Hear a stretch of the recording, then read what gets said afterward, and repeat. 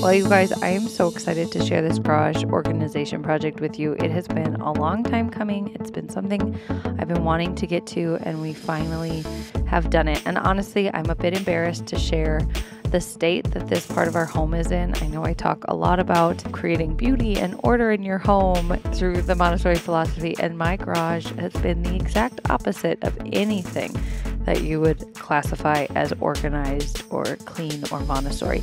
But by the end of this whole project, I am proud to say that everything will have a place and everything will be in its place, and it turned out so lovely. So I'm excited to share the process with you. As this project comes about, I'm going to share with you some of my tips as I was reflecting on what was the process we took to do this organization project from start to finish. What steps did I take? What were my tips? And what could I pass on to you if you have a big project that needs your attention, that needs some organizing and some cleaning and love? So I'm going to share all of those tips with you as we go. So coming up at the end of October, we will have lived in this house for 4 years, which is wild.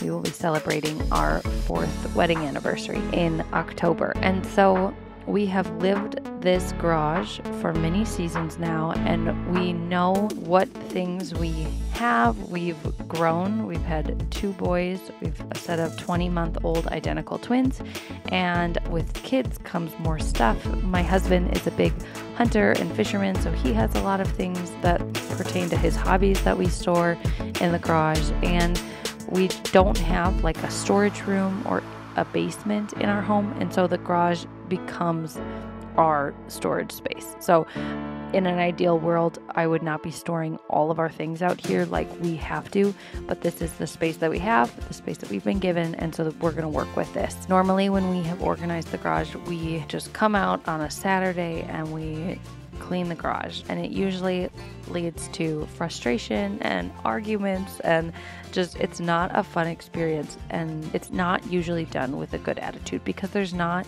a clear vision. Just the goal is get the garage clean, and that's too vague. When we are setting out to really rework a space to make it functional, it actually requires a lot of your thought before you even start the project. And so that is my first tip, is to identify the pain points. So what areas of that space do not function? What things always pile up, or what things are you constantly not having a spot for?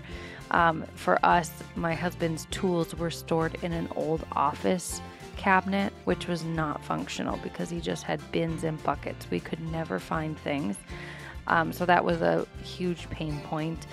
I didn't have enough bins to store things, so things would pile up because I didn't have anywhere to put them. And so those were our 2 biggest pain points in this project, was not having enough storage bins or places to store things, and just not having the proper storage solutions for tools for my husband.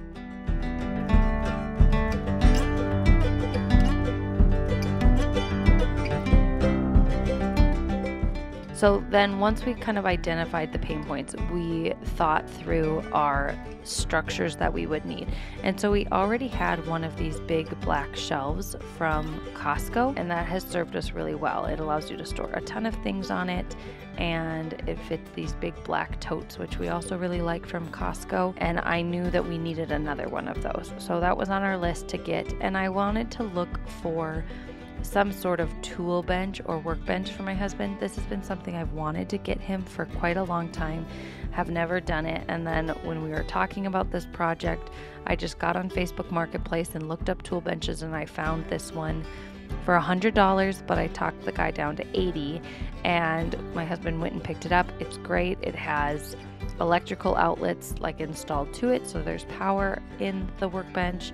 It's big. It had all the pegs. It just was perfect. So once we got the measurements of that, we saw how that would fit into our space. So we knew we needed the workbench, and then a little later you'll see that we actually got a toolbox with drawers, a metal toolbox from my husband's friend. He was getting rid of it because he lived out of state and he couldn't ship it to himself, and so he just gave it to Dominic, and it is perfect. So once we kind of thought through what structures and changes we need, then we actually took measurements of the things that we already had, the shelving units we had, our refrigerator, our deep freezer, and I just wrote all those down, and then I got the measurements of our space so that I could actually make a blueprint of what I wanted the layout to look like and how we could really optimize the space, because that's always our problem, is we didn't have enough space. And so we really had to figure out, like, how can we solve all our problems and fit this all in? And we are literally down to the inch. When we get done, we have shelving, everything's butted right up. It just goes along the whole edge of the garage, which actually I'm okay with, because it seems like there will be less random open spaces to pile things that don't go there.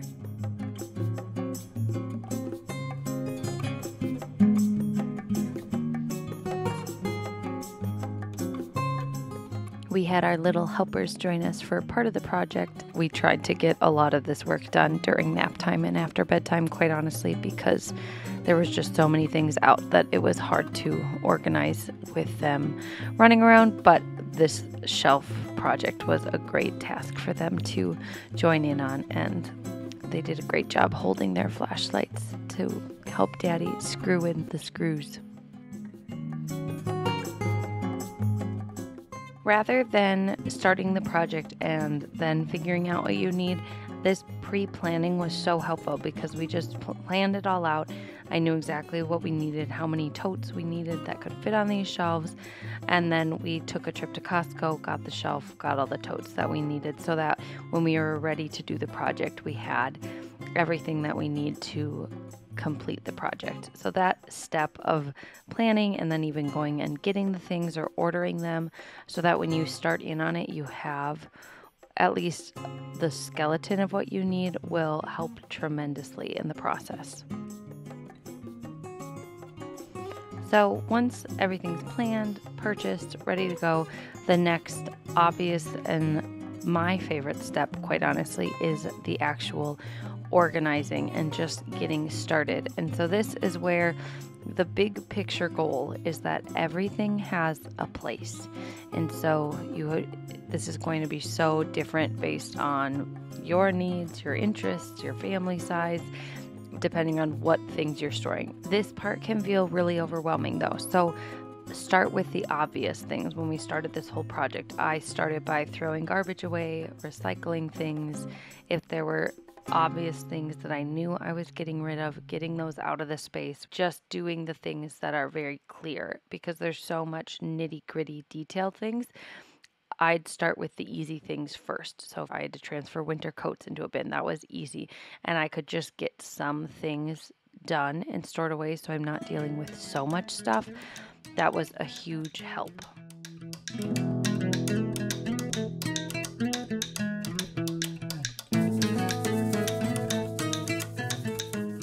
Throughout this whole process, it was really important to be communicating with one another as we were going about this, as we were just thinking about how it's all going to come together, because some things did change from our initial plan, but that came through just us discussing what would make the most sense and really thinking of our overall goal of the space and trying not to get too attached to how things are, and really just looking at their overall function in the space, and that made making decisions a little bit easier.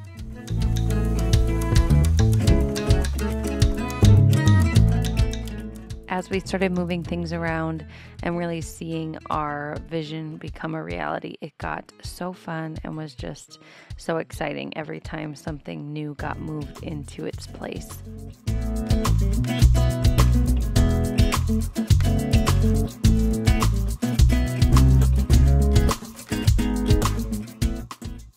Even once we had our plan, we still needed to discuss things as we went. And so we had lots of conversation around just little details as we went that really helped make the space come together better.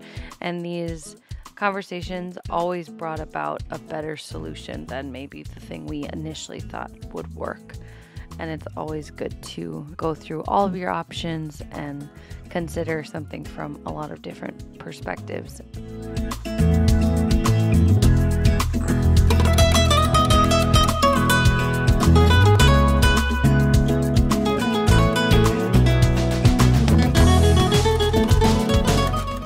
This shelf is where we store a lot of our extra food. We do have a pantry inside, and I will actually link in the cards here my pantry organization video from a while back. But we use this as overflow and bulk food storage. This shelf over here I'm using to store things that we access more frequently or that are not stored well in totes. Things like garbage bags and light bulbs and shopping bags and car cleaning maintenance items.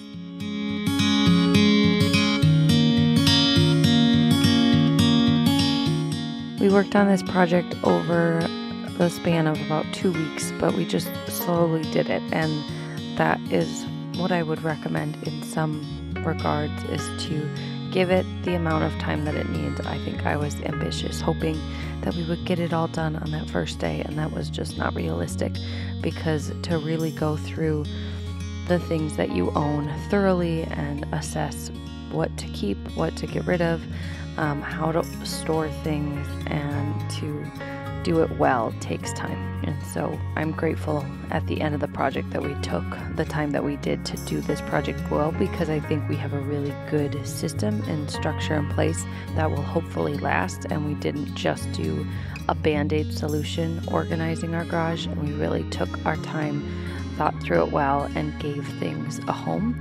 And now that everything has a place, it'll be so much easier to restore order to this space. I highly recommend taking the time to label any of your bins and totes. This is maybe one of my favorite little gadgets that I own, my labeler.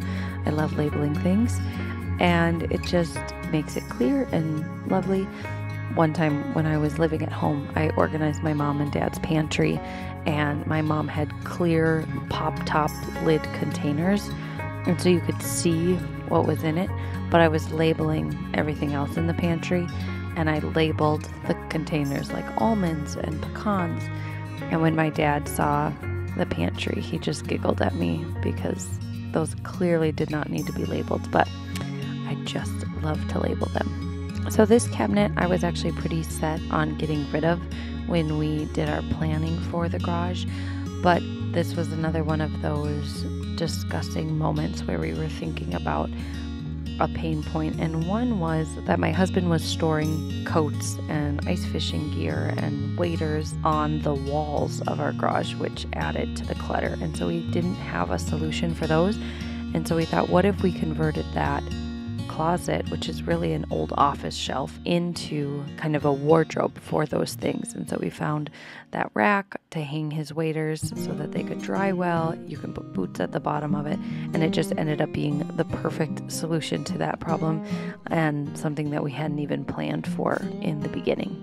Once we got all of the big things done, and all that was left was really the small things on my husband's tool bench, I really stepped away from the project for a handful of days, and throughout the week my husband dabbled in organizing this. We were driving home from somewhere, and my husband was so cute. He said, "Emma, I think I might need some of your help finishing up the garage." And I had really thought maybe he would just do the rest of the things on his own, but I was honored to be considered to continue to help him just finish those last final details that really made all of the difference.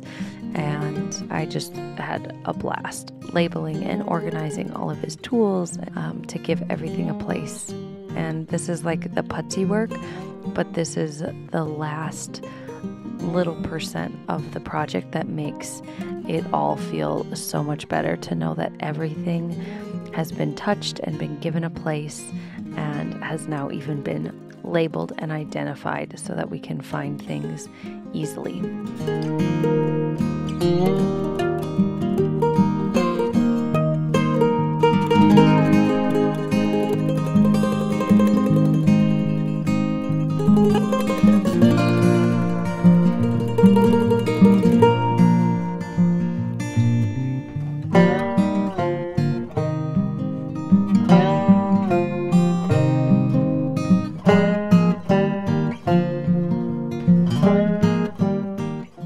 Well, you guys, we did it. We finished our garage. So here are some of the before and afters, and wow, was it rough. It was quite a disaster. I never wanted to let the boys walk through the garage. I felt like I always had to carry them because it just felt hazardous and not like the place that I wanted them to spend any time. And now my husband has set up a TV out there, and he brought out his old PlayStation from childhood and has set that up out there. And it's honestly a place that you would feel comfortable sitting out there with other people and enjoying being out there. And that was really our goal for the space, to make it functional, beautiful, and just peaceful, giving everything a place. And so is it perfect? No, it's not perfect, but it is far better than where we started. And I'm just happy that everything has a place and we know where it is and we can find it easily. And so we're just really happy with how it came out, and it's just perfect timing before hunting season starts and the winter, when we are, trekking snow in this area, and we just need it to be a clean, well-functioning area. And I can't go another winter with having things be so disorganized. So we love how it turned out. I hope you enjoyed this video. If you did, give this video a thumbs up. Let me know if you have any questions in the comment section below, or if there's any other organizing projects that you would like to see. I love to share about bringing order and beauty into your home, specifically through the Montessori method, but I love all things homemaking and organizing as well. So you'll see many of those things on my channel. So if you're new here, be sure to subscribe, and I will see you next Friday for another video. I create one new video every Friday for you, so be sure to follow along so you don't miss what's coming next. Thanks for stopping by our Montessori home. Have a great day.